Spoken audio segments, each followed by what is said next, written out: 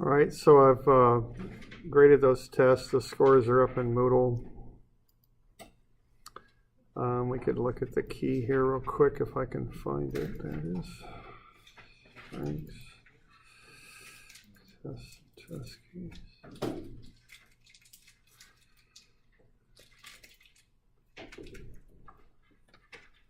Thanks.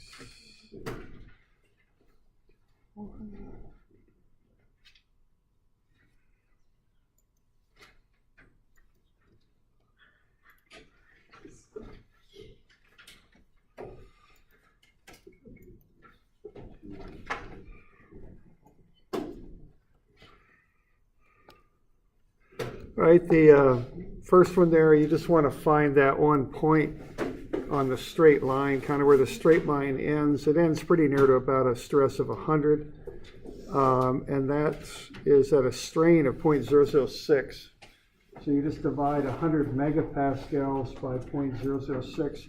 The 0.006 is unitless, and the 100 megapascals, of course, is what it is. That comes out to be 16.7 times 10 to the 9 newtons per meter squared. So 16.7 gigapascals. Some people had some trouble reading the x-axis properly, and then had some people just problems with units. Some people were having that. All right, the next one there, the area is the area that's attached. It's 32 by 46. Now I had a discrepancy between what I had here and what I had there, so whatever you used I just kind of went with, so you might get a bit different answer there. I just didn't update that properly there. So the area was something like 32 by 46. It might have been 34 by 48, depending on which one you used. The length there would be the height, the 0.08 or the 0.07, depending on which one you read. From there, you can just use VL over AG because that's shear. As you pull this plate out, those rubber pads are going to flex a little bit as shown. Okay, so that's a shear type deformation, so you needed to treat it as such. All right. So these pads are going to do something like, oops, wrong way. Something like that, okay. So VL over AG, so the V is half of the applied load because the reactions on either side is shown. The length is 0.08 or 0.07, depending on which one you use. The area is somewhere around 0.15. It just depends on which dimensions you use there. And then G is 2.4 times 10 to the 6. So that gets you to 0.00543 meters or something like that. Just depends on which dimensions you use. Okay. You could have found the shear stress, taking V over A, then take that shear stress tau over gamma, and gotten, taken gamma is tau over G and gotten gamma, and then found delta is gamma times the 0.08 length. You could have done it that way too. All right. Any questions on that page? I'm doing all right. All right, the next one there, you want to find the reaction at the top. It's 6,000 because you got 14,000 down, 8,000 up. The difference is 6,000 up. The area, you want to use the radius there, not the diameter. Pi r squared, 0.015 squared times pi. Okay, then you want to find the internal force in each of the sections. In AB, you've got that 6,000 up. So I just cut it right there and took everything above, which is just the 6,000. So the load in AB is 6,000 tension. Divide that by the area, you get 8.49 megapascals tension. Then for BC, or CD there, you can cut it right above the 14,000, so the load in there is 14,000 tension. Divide that by the area, and you get 19.8 megapascals tension. Okay. Any questions on that one? Doing all right.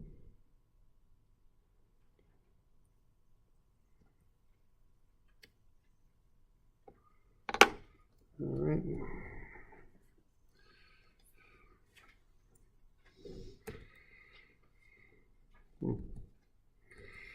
Okay, the next one there, you want to find the strain due to temperature by alpha delta T. Delta T is 14 degrees.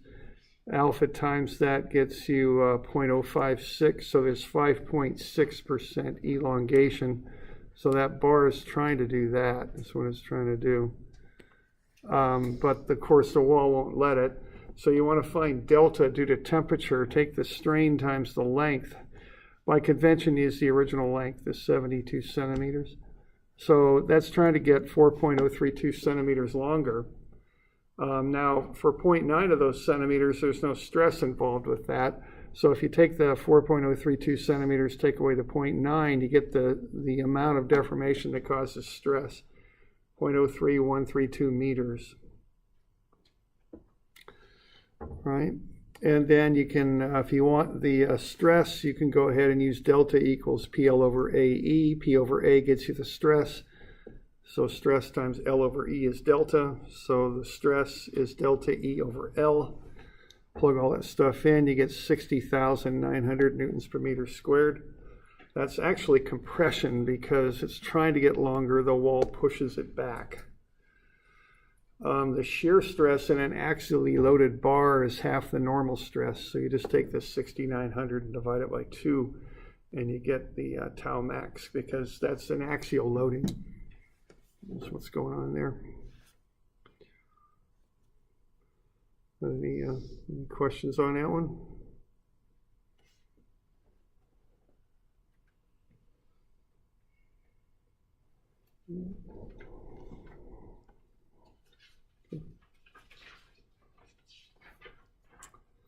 The next one there, you got to do a bit of statics. This is statically indeterminate. You want the area of F, the inside one, pi r squared, 0.000491 meters squared.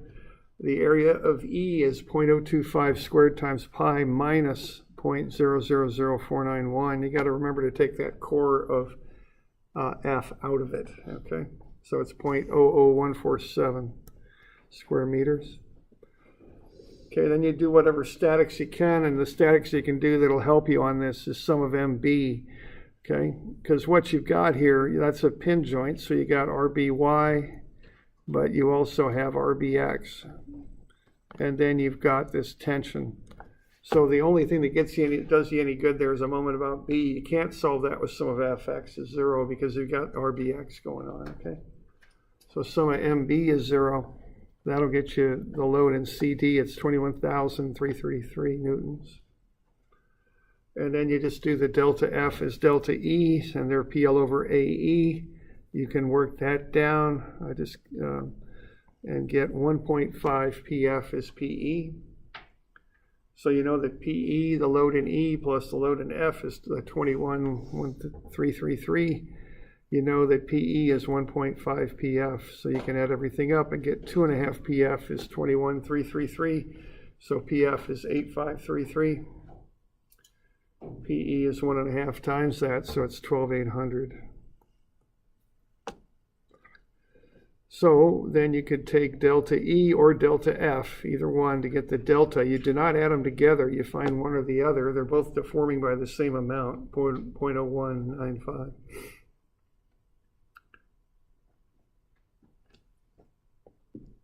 Questions on that?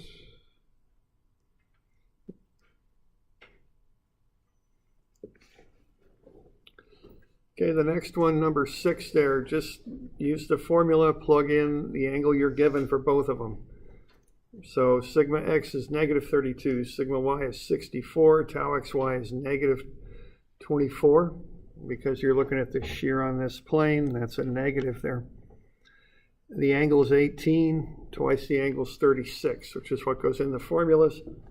Then you just run the formula for normal stress for 18 degrees, and you'll get negative 36.9. Run the formula for shear stress for 18 degrees, and you'll get 8.8. Okay. That's about it on that one. Okay. And then the one after, if we've got a positive 500 tensile stress, it'll pull apart on that plane. Okay. If you've got a shear stress that's positive, the best way I can remember this is just drop a couple along the plane that's positive, so counterclockwise. That's going to take that lower left section down the plane, the upper right section up the plane, basically. Okay.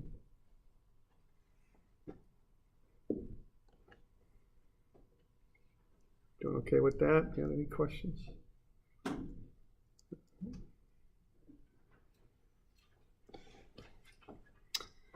Number 8, you got to find the angle at which the maximum normal stress acts. You got sigma x is 306, sigma y is negative 128, tau xy is positive 274. Plug them into the tangent 2 theta formula, and you get the angles there. So 2 theta is 51.62, half of that is 25.81. I added 90 and got 150.81, and then add double that for the 2 theta 2. So now I'm all set up to do the formula. Okay, I check out the first formula, do the sigma x1 formula. For that first angle, I use 25.81, double it, 51.62 is what goes into the formula. Comes out to be positive 438.5, so that's the biggest tensile. The one will be tensile, the other compressive. So I found the biggest tension. Now tension is sigma x1, or sometimes sigma 1. You can call it either one. Okay. Now shear is tau, but that's not tension. Tau is for shear. Okay. So a lot of you found, or not a lot, but a few people found tau max for the maximum tensile stress, but that isn't what you're looking for. You're looking for sigma x1. That's the biggest normal stress, okay? Or sigma 1 actually is the biggest normal stress, okay? That occurs at 25.8 degrees. To find where the biggest shear stress acts in plane, add 45 to that, not 90, but 45, 70.8.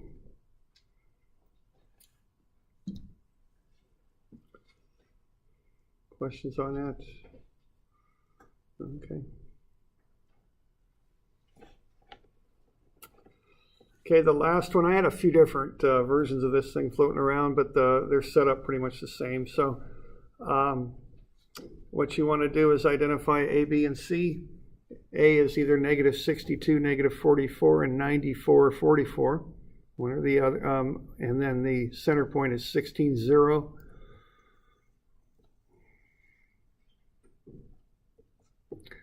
Or A is negative 64, negative 42, and 88, 42, and the center point is 12, 0. It's one or the other.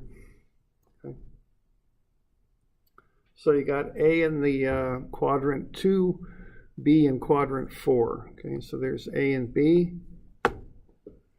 Do the build the triangle there.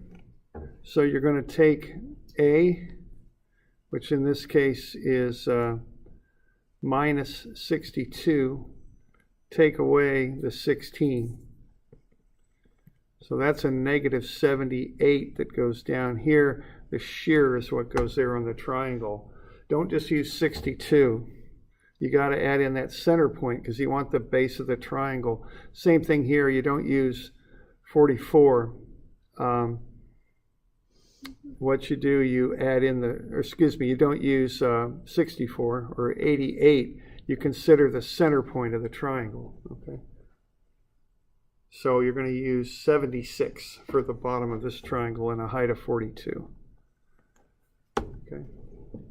So what you do then, take the square root of sum of the squares and get the radius, and do the arctan and get the angle.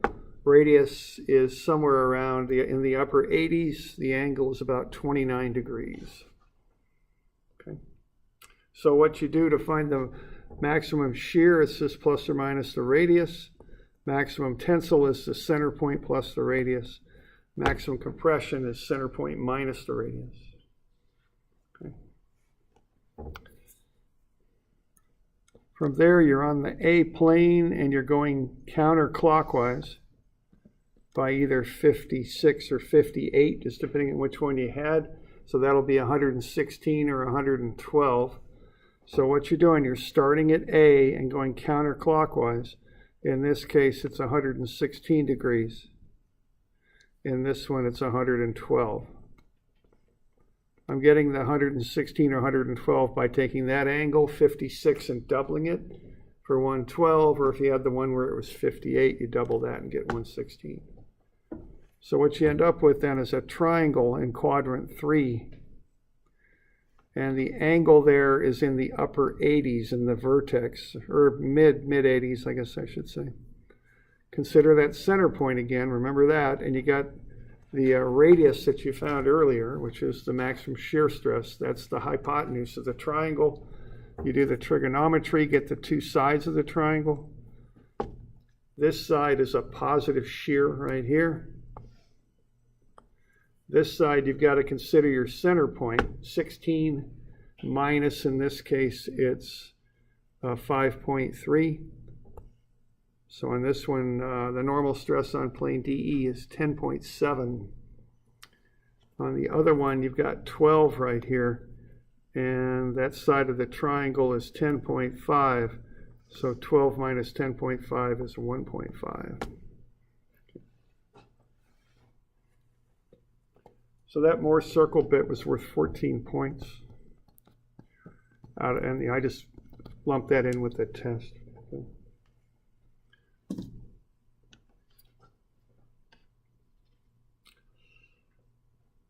We got any questions on that one?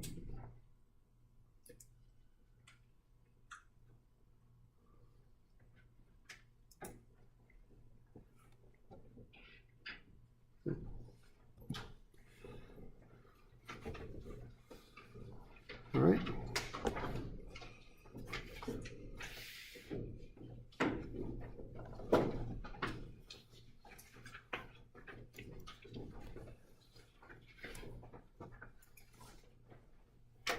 All right, so there you go. So that's the first one there. Average was about 77.5, somewhere around there.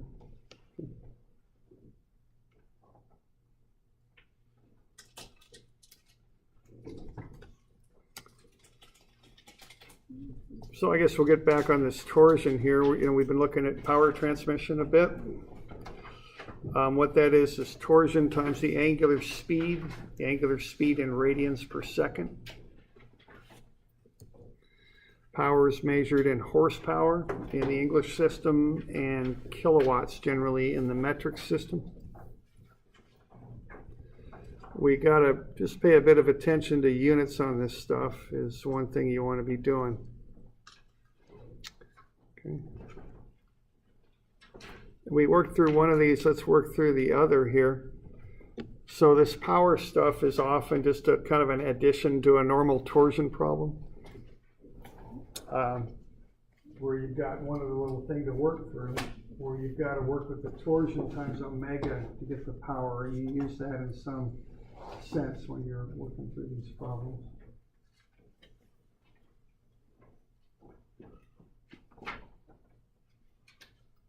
All right, so we got this other example here. I think it's on 680, if I'm not mistaken. Yep. Yeah, 680. Okay, great. So what we got here, we're going to rotate at 90 RPM, transmit 150 horsepower. Allowable shear stress is 8,000 PSI. G is 12,000 KSI, so that's kips per square inch. Length is 4 feet. And the maximum allowable twist angle is 2.578 degrees. Let's find what size of shaft we've got to use. All right, so we got some units to convert. So 90 revolutions per minute, which is RPM. That comes out with the conversions to 9.425 radians per second. 150 horsepower times 33,000 foot-pounds per minute divided by 60 seconds there will get us into 82,500 foot-pounds per second. And that's the torsion times omega. G has given us KSI. I converted it into pounds per square inch. KSI is kips per square inch. I converted it into pounds per square inch. 4 foot length is 48 inches. And the angular deformation, 2.578 degrees, is 0.045 radians. So quite a lot of units to convert there. You know, I always just do that right off the bat. All right, now I also look to get I, but on this one I don't know it because I'm going to find what the shaft diameter is going to be. So I can't do that yet. Okay. But I just got all the units ready to go. And then the other thing I'm going to do here is find the torsion. I've got the power and I've got omega. So the power is the torsion times omega. So if I take the power divided by omega, I'll get the torsion. 8754 foot-pounds is what comes out directly. But again, I probably want pound inches. In the English system, I like all my units in pounds and inches. That way everything matches and everything just works out. Okay. So I'll convert that 8754 foot-pounds to 105,000 pound inches.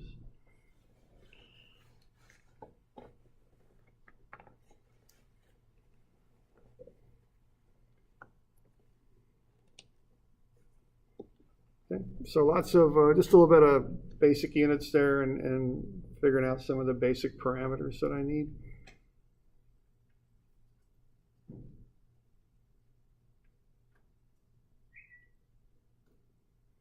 Any questions on that bit?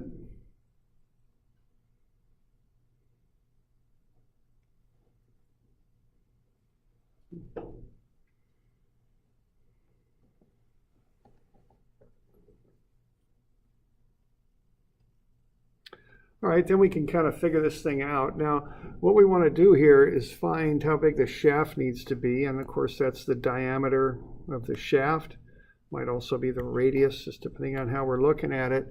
However, we got to remember a lot of these formulas involve moment of inertia, which involves the shaft diameter and radius as well. So we have to consider that.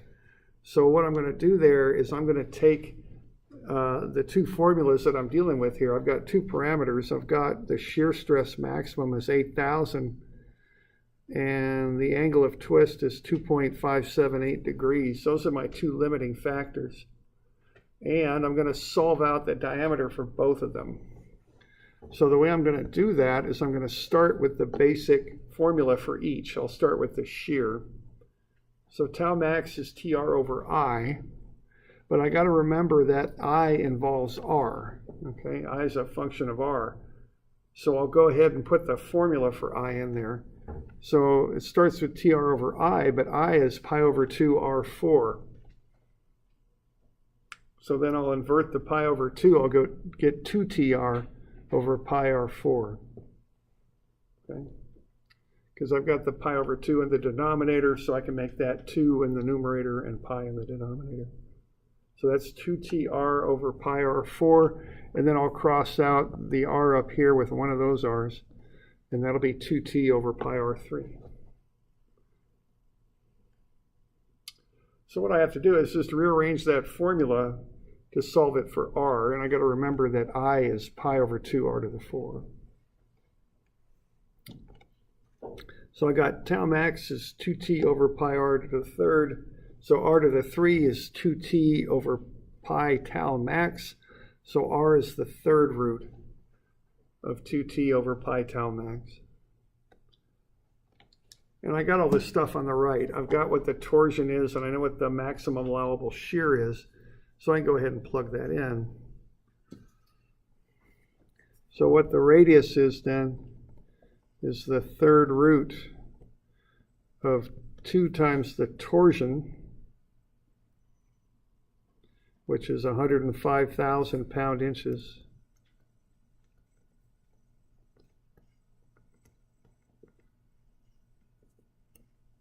Divided by pi, and then divided by tau max. And what tau max is 8,000. PSI is pounds per inch squared.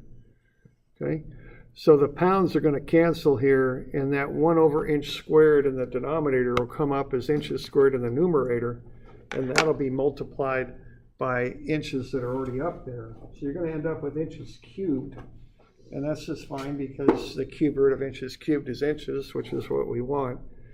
So 2 times 105,000 divided by pi divided by 8,000. So that's the cube root of 8.356. And then I'll take the cube root of that. And what I do to get a cube root on my calculator is I go y to the x 1/3 equals, is how I do it. So I'm taking it to the 1/3 power, which is the cube root. So I don't know, you may have a cube root on your calculator, but you may not. If you don't, just do it like that. And you might, I don't know, you might have y to the x, or I have x to the y, whatever, whatever your exponent button is. That's how I do it. So I'll just take this, go y to the x, and then take it to the 0.3333 power, and I'm going to get 2.03 inches.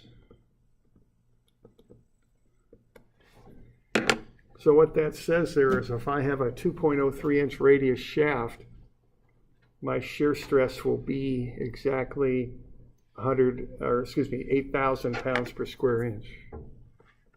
Okay. We doing all right with that? Any questions on that bit?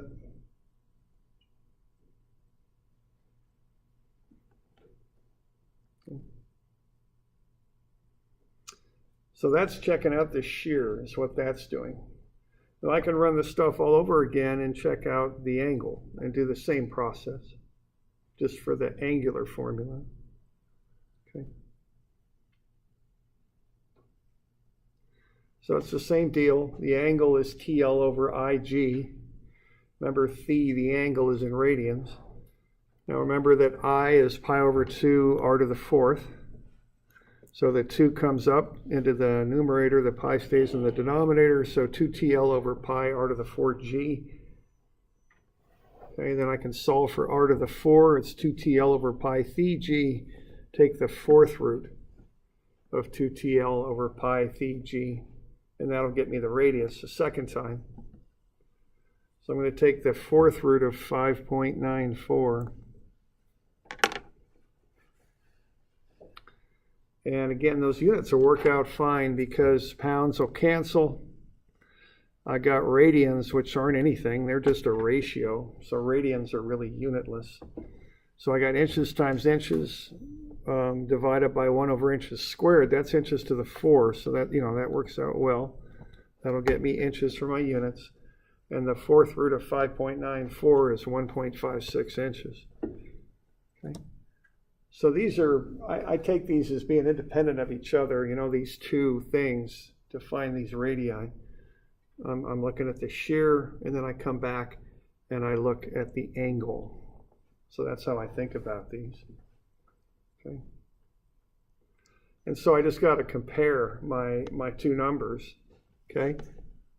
If I need a radius of at least 2.03 to keep the shear at 8,000 psi.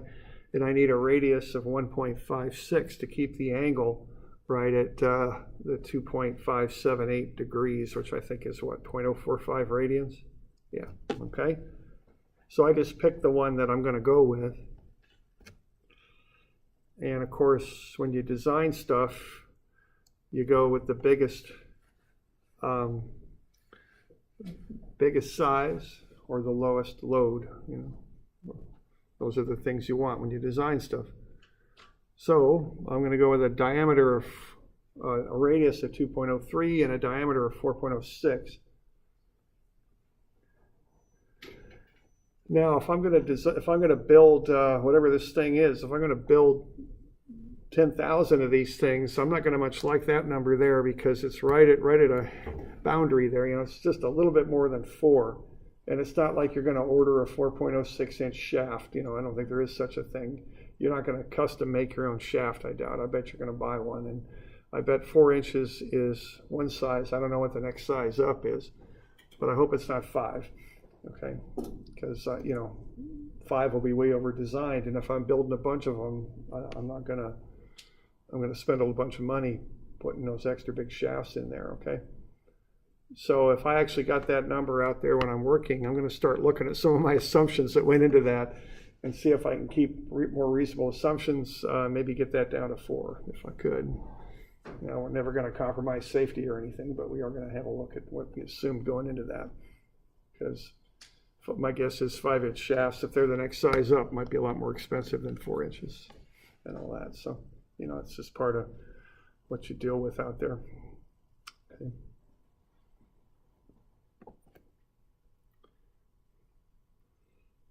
So we okay with that? Just taking those equations and solving for r. You got to kind of extract the the pi over 2 r to the 4, to get the radius out. Okay. All right. So that's that one. So that's a little bit on power there, and it's just power is torsion times omega. So from my experience, it's either a little step at the beginning of the problem where you're given the power and you got to find the torsion, or it's a little step at the end of the problem where you found the torsion and now you want to find the power. Usually it's just one little extra step on these problems is what it is generally.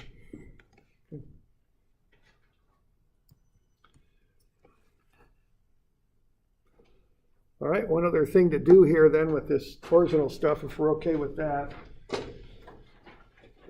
And this is the next one, of course, and the next one is statically indeterminate torsion relationships. So this is, again, has a lot of similarities with the axially indeterminate problems that we deal with, except it's a little bit more confined. You can only attach a shaft a couple places and then be able to solve it. So what we're going to have here is a shaft that's attached on 2 sides, 2 fixed supports. We're going to apply a torsion there somewhere. And what we're going to want to find are the something about it. Quite often those reactive torsions kind of enter into it. So the statics on this is always the same. If you apply a torsion here, call it TC, you're going to have 2 reactive torsions going back the other way, and the sum of the 2 reactive torsions is going to be whatever you apply. Okay.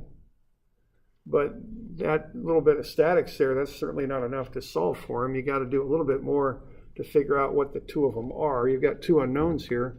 Assuming you know TC, you've got 2 unknowns, and so you don't know, what they are just yet. You need a little bit more analysis to figure that out. So the little bit more analysis comes from torsion, okay? And what we've got here is, generally speaking, the strains are not equal to each other from A to C and from B to C. The one exception would be if C is right in the exact middle, but generally speaking, they're not.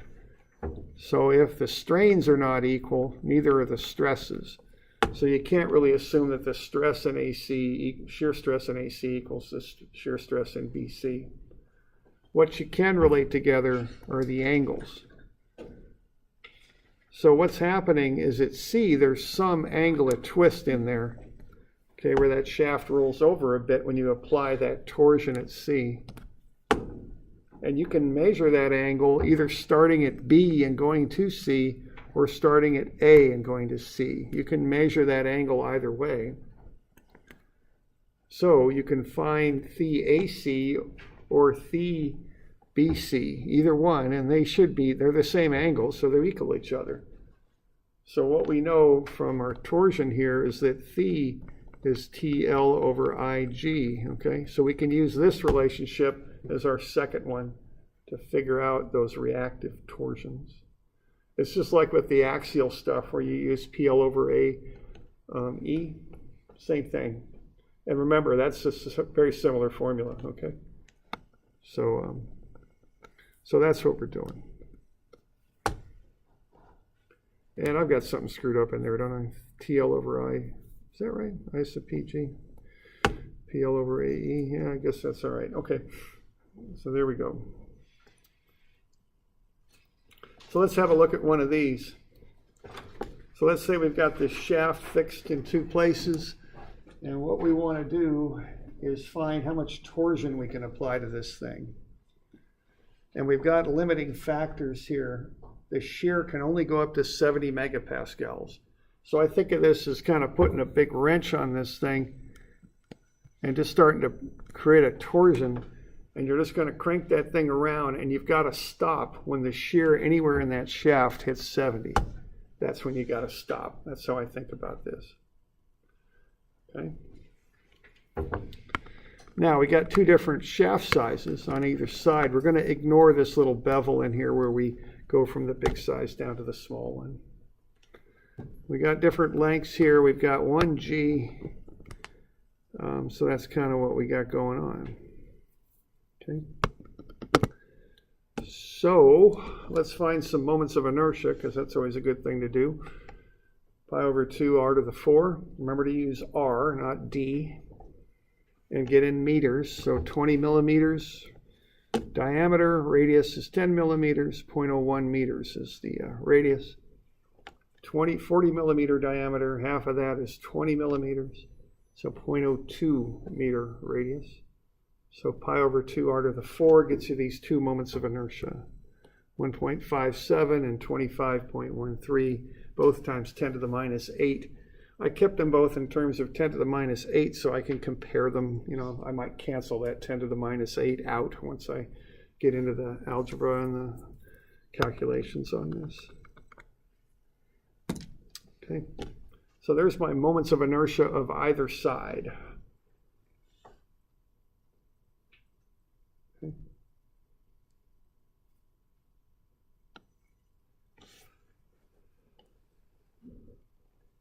All right, now I know the angle measured from A to C, and I hope that says AC on your copy. I think it does. I think I fixed that. It used to say A to B. That was a typo. So where I've got that red C right here, just be sure that I've got that fixed on your copy. And that equals the angle from B to C. They're the same angle, and they equal TL over IG.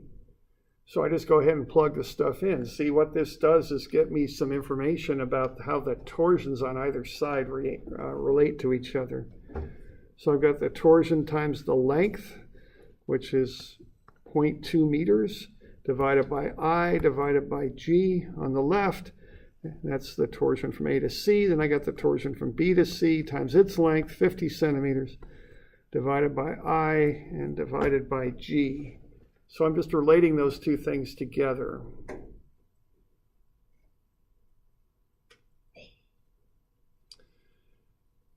And then what are we going to do here next? We've got the two related. We want to get TAC related to TBC.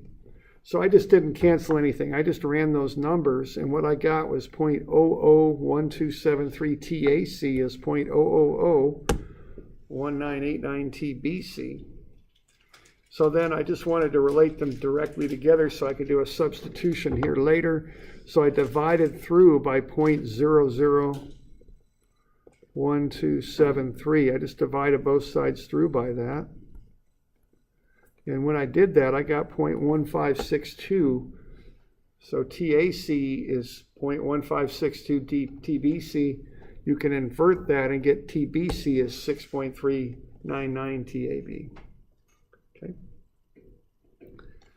So as long as I'm within the elastic limit of these materials, it doesn't matter how hard I turn this wrench here that's on that point, those ratios will hold. Okay? Because the angle from A to C is the same angle measured from B to C. It's that same angle at C. So regardless of how much torsion I apply there, that ratio will hold. Okay, that's the idea. We're good with that?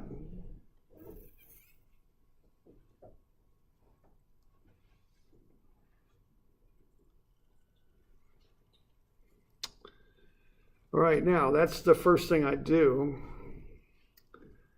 Now the second thing I'd do would be to look at how much torsion each side can handle independently.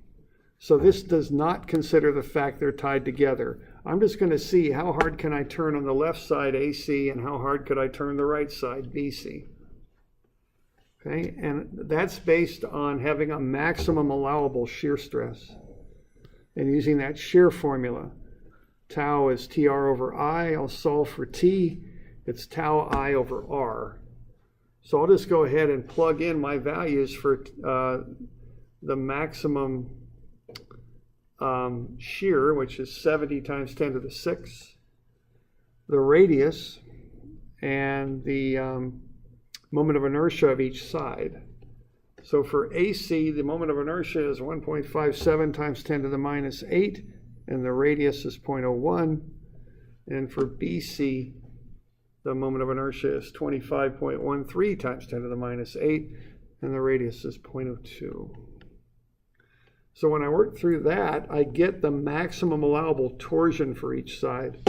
110 for AC because it's smaller, and 880 for BC because it's bigger. Okay? So that's the torsion each side can take. And that has nothing to do with the fact they're connected. Okay? That simply is the torsion each side can handle. So if I exceed 110 for AC, my shear will go above 70 megapascals. And if I exceed 880 for BC, my shear will go up above 70 megapascals. That's the idea.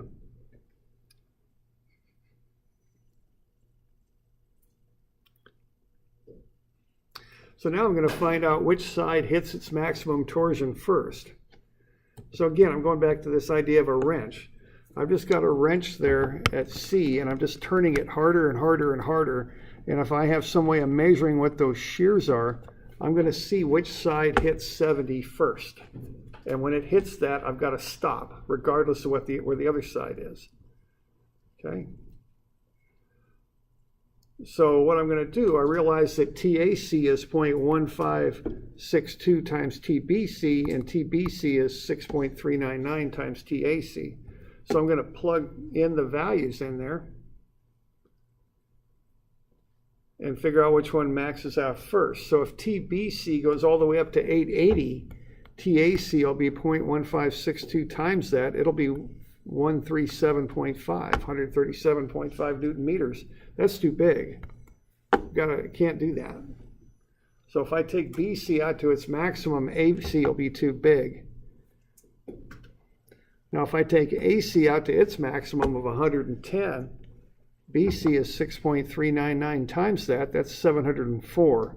That's okay, because BC can go all the way up to 880. Okay.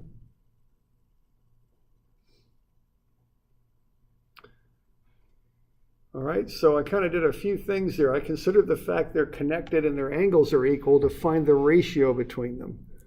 So if those angles hold, if the angle from A to C is the same angle as B to C, that gets me the maximum allowable torsion the ratio between the torsions. TAC is 0.1562 times TBC, and TBC is 6.399 times TAC. Then I looked at the shear stress and figured out what each side could handle independently of the other, 110 and 880, and then I plugged those back into the ratios and saw which one would max out first. So what's going on here, when TAC hits 110, you got to stop. You can't apply any more torsion. And when it's at 110, TBC is at 704. Okay? So I'm going to have 110 for AC. The reaction at A is 110. I'm going to have 704 for BC, because when AC is at 110, BC is at 704. And the sum of those two is 814. That's what you can apply at C. So when you apply 814 at C, A's at 110, B's at 704, and you got to stop there because A is reached its limit. It can't go any higher. If it goes any higher, it'll have too much shear in it. So TC is 814 Newton meters, the sum of the two.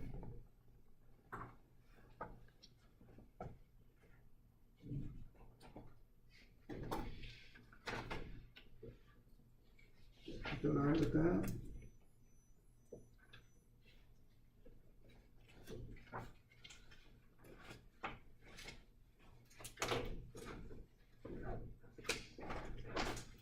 All right, a couple more for Wednesday, 311 and 312.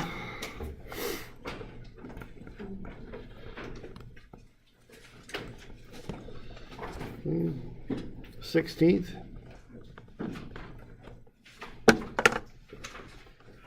You all right with that? You good? Maybe not. You know. Okay. All right. Call it good.